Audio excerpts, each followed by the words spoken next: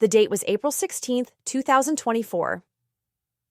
Excitement buzzed in the air as my friends and I, after securing our family's blessings, embarked on our much-awaited trip to the scenic hills of Marie. It was around 9 in the morning when we waved goodbye to Gujranwala. Our journey began at 8 o'clock from Gujranwala. We anticipated a smooth 5-hour drive to Rawalpindi, the gateway to Murray. However, as often happens, unexpected delays arose. A significant traffic jam slowed our progress, and it wasn't until sometime between noon and 2 in the afternoon that we finally arrived in Marie. Thankfully, we had the foresight to book our rooms a few days prior. This saved us any hassle upon arrival. We settled into our allocated rooms. Ruqayya and I would be sharing one, while Iman and Muskan took the other. Our plans for the evening were simple: dinner at a local restaurant, followed by a leisurely breakfast at a hotel the next morning. Razia and I got ready, eager to start our Murray experience. Our next step was to fetch Iman and Muskan from their room. But before we could even knock on their door, my phone rang.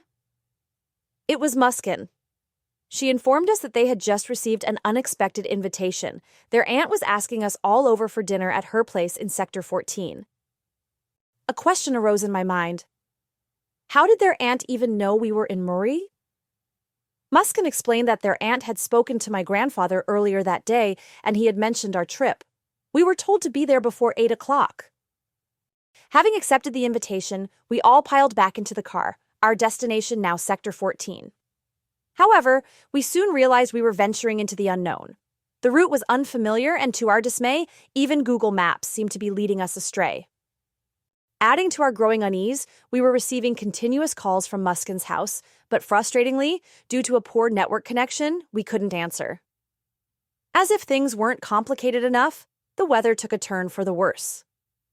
Strong winds began to buffet the car, and a storm seemed to be brewing. Every attempt to reach someone on our phones ended in failure. Calls wouldn't connect, and we weren't receiving any either. In a moment of desperation, we tried calling my aunt. To our utter surprise, the call went through. Relieved, we quickly explained our predicament and the difficult traffic conditions. The response from my aunt was utterly perplexing. When we mentioned being at Muskan's house, she replied, "Don't worry, son, your house is right here, come whenever you want." The traffic outside was relentless, showing no signs of easing. We were trapped in our car, enduring a heavy downpour and a raging thunderstorm. Finally, after what felt like an eternity, 3 long hours, the traffic began to move. It was around 1:30 in the morning when we finally started driving again. Our phones continued to buzz with missed calls from Muskan's house, but we were still completely lost, with no clear idea of the route to Sector 14. After what felt like an endless search, asking for directions from the few people we encountered, we finally arrived at our destination. The house was magnificent, almost palatial. However, it was filled with an unusually large number of people, their expressions somber, as if a tragedy had occurred.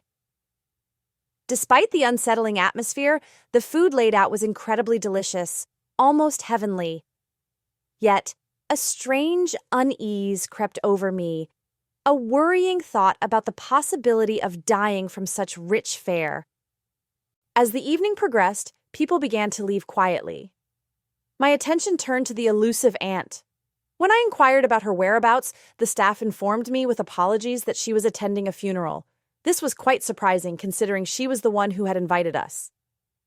Another peculiar detail struck me. The aunt apparently lived alone in this large house, with only the staff for company. It was a strangely solitary yet grand existence. We were shown to our rooms. Given the persistent rain and the late hour, we decided to postpone our return and get some much-needed rest. After what felt like a deep, dreamless sleep, I awoke to a cold, hard surface beneath me. Disoriented, I looked around and was met with a horrifying sight. We were in a graveyard, the tombstones casting long, eerie shadows in the dim light. And there, a short distance away, lay Ruqayya, Iman, and Muskan, still asleep. Fear gripped us so tightly that the pounding of our own hearts echoed in our ears. We held hands, a silent pact of terror, and fled the graveyard. When we encountered some locals, we frantically asked about Sector 14 or the aunt's house. They told us there was no such settlement named Mal. but they had heard whispers of strange occurrences in this area.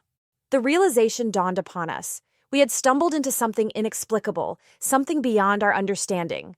Despite our fear, there was a strange seriousness in our expressions, a reflection of the bizarre situation. Our phones continued to buzz incessantly with calls and messages, a constant reminder of the mystery we were caught in. Local legends spoke of a time long ago when a devastating earthquake struck this area, leaving behind ruins.